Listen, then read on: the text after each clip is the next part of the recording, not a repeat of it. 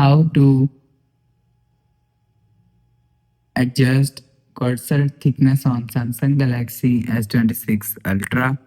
So let's start the video. First of all, go to app library. Now here, so click on settings app. Now in settings, scroll down and click on accessibility. So you will see accessibility is here, so click on accessibility. Now here, so click on VN enhancement. So after click on VN enhancement, scroll down, you will see cursor thickness is here, so click on cursor thickness. So if you want to adjust cursor thickness, so you will see, you will increase or decrease cursor thickness from here. So you will see.